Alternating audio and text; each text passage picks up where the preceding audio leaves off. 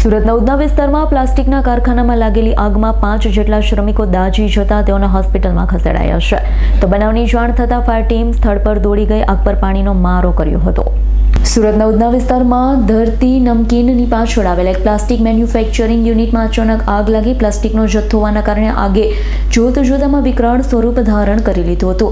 આકાશમાં કાળા ધુમાડાના ગોટે ગોટા જોવા મળ્યા. કારખાનામાં કામ કરી રહેલા શ્રમિકો કંઈ સમજે તે પહેલા આગ પ્રસરી જતા નાસભાગ મચી હતી. તો સવારે લાગેલી આગમાં 5 જેટલા કામદારો ઈજાગ્રસ્ત થતા તેઓને નવી સિવિલ હોસ્પિટલમાં ખસેડ્યા હતા. તેઓની સારવાર કરાઈ હતી. તો આગ લાગ્યાની જાણ થતાં ફાયરનો કાફલો સ્થળ પર દોડી ગયો હતો.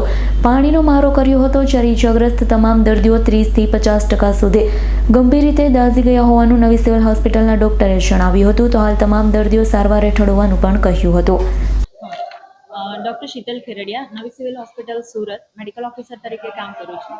આજે સવારે 8:15 વાગે 108 દ્વારા 5 દર્દીઓને લાવવામાં આવેલા.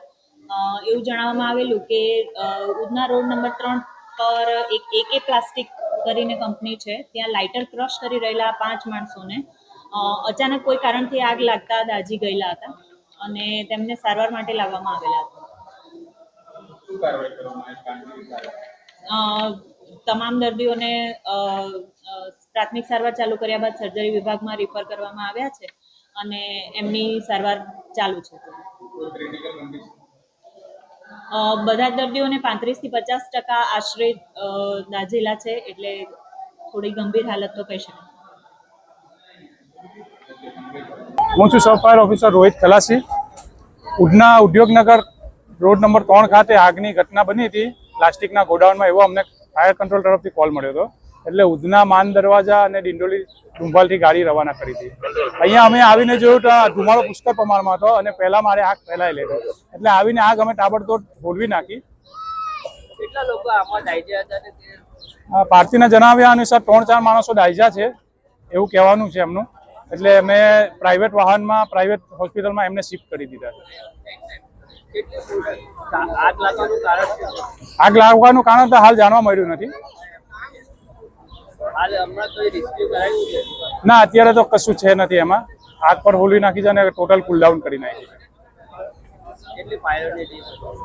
3 ગેટની ગાડીઓ થઈને 6 થી 7 જેવી ગાડીઓ હતી. મારું નામ રફીક ઇબ્રાહિમ મેમણ. સવારે કઈ જગ્યાએ શું ઘટના બની? આ જગ્યાનું નામ છે RMS પ્લાસ્ટ, ઉધના રોડ નંબર 3 ઉપર, સ્ટેટ બેંકની સામે. અમારું પ્લાસ્ટિક સિરપનું કામ છે અને કામ લગભગ સવારે જે મોર્નિંગમાં શરૂ થયું.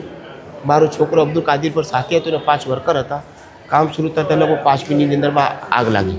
હવે આગ એકચ્યુઅલી સમજમાં પણ ના આવી કે શોર્ટ સર્કિટથી થઈ છે કે બીજો કોઈ, હાલાકી બીજો કોઈ સવારમાં તો હોય નહીં, પણ છતાં અમારું ગુમાન છે ત્યાં સુધી શોર્ટ સર્કિટથી આગ લાગી હશે. અને 5 માણસો છે એ આગની ભાપના કારણે એની ચામડીના અમુક પર્સન્ટ ઉતરી ગયા છે. બાકી સિરિયસ હોય એવું કોઈ પર નથી. CCTV છે અમારે ગોડાઉનની અંદરમાં 32 કેમેરા લાગેલા છે સાહેબ.